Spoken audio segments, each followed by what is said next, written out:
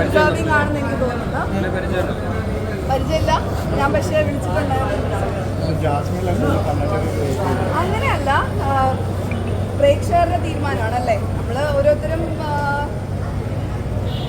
രണ്ടുപേരും ഡിസേർവിംഗ് ആയിരുന്നു, രണ്ടുപേരും കണ്ടന്റ് കൊടുത്തിട്ടുണ്ടായിരുന്നു. ഈ പറഞ്ഞ പോലെ കുറച്ചും കൂടെ ജനപ്രിയം ജിൻഡോയ്ക്കാണ് പോയത്.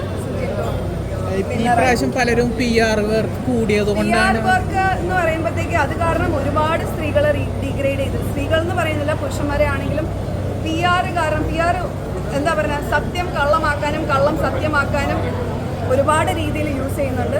അപ്പം നമ്മൾ വ്യക്തി എന്നുള്ള നിലയിൽ നമ്മൾ തിരിച്ചറിയണം, അത് നമ്മൾ വിശ്വസിക്കണോ വേണ്ട എന്നുള്ള കാര്യം.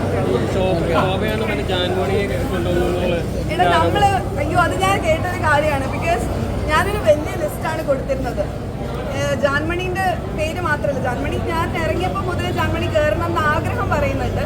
അല്ലാണ്ട് ഞാൻ മാഹി മച്ചാൻ്റെ പേര് കൊടുത്തിട്ടുണ്ടായിരുന്നു, മിഥുൻ്റെ വൈഫ് ലക്ഷ്മിയുടെ പേര് കൊടുത്തിട്ടുണ്ടായിരുന്നു. ഞാനൊരു ലോങ് ലിസ്റ്റ് കൊടുത്തു, ഒരു 10-12 പേരുടെ കൊടുത്തിട്ടുണ്ടായിരുന്നു. അതിൽ എനിക്ക് തോന്നുന്നു കുറച്ച് പേര് മൈനിനെയൊക്കെ ഇൻ്റർവ്യൂവിന് വിളിച്ചിട്ടുണ്ടായിരുന്നു, കുറച്ച് പേര് ഇൻ്റർവ്യൂവിന് വിളിച്ചിട്ടുണ്ടായിരുന്നു. സെലക്ഷൻ കിട്ടിയത് ജാൻമണിക്കാണ്, അത് അവളുടെ ഭാഗ്യമാണ്.